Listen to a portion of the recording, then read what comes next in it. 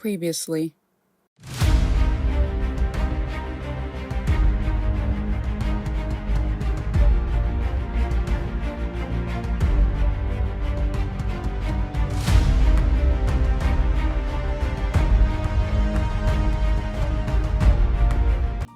Bianca, I don't like to be around a wolf's bush, so I need answers right now. I'm not taking no for an answer, or I'm coming over myself and beating down that door whether Russ is there or not. You're right, Darko. You should know what's going on with me and definitely deserve an explanation. But before you come over and freak out, we really need to talk. Unfortunately, neither Darko nor Russ was not able to be reached, so she had to birth the baby alone. The doctor was one of Shindy's friends to make sure that the delivery ran smoothly despite the complications. To her surprise, it was a beautiful baby boy. She had new feelings of protection and love that she never felt before. The anxiety of no one being around whisked away as she looked at him in his eyes and instantly knew who it was before the baby was magically taken for tests before heading home. Bianca revealed the baby's name, Matisse Tagano. They both agreed it was too quick to tell what the future holds for them, as the baby was a shock to them both and how quickly time flew for them. Darko explained he didn't want to rush into getting home just yet, as he still had things to figure out. He didn't want to mention the guilt that he still was holding on to himself.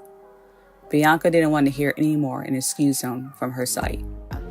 She didn't want to be the one to cancel the party earlier over something so silly like this. But what if this was a growth in her powers or something? To her questioning in the household, Shell was beat and called in early night, but her dreams were becoming more and more vivid. Having flashes of people in the house did not make any sense to her at all.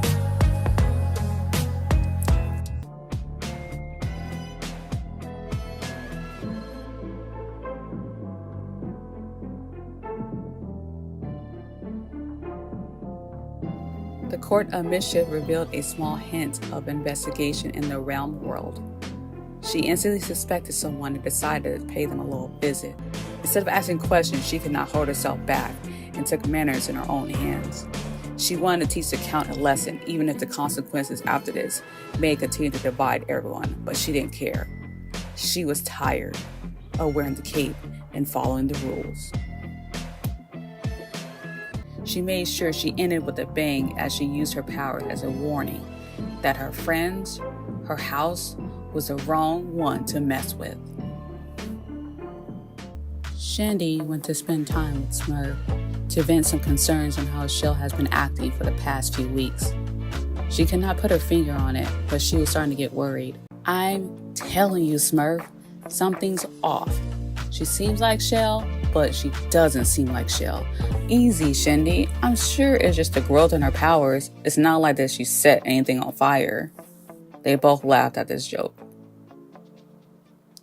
Shindy was right, though. Shell has changed.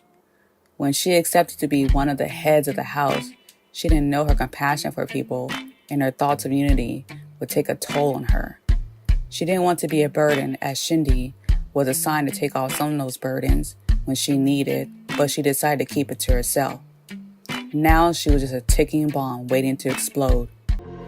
Thank you for meeting me on such short notice. Let me just outright and say it. The vampire girl that's been missing since last month, her ashes have been found, but no longer needed, as he then wiped Russ's memory from ever having encounters and conversations with him ever again.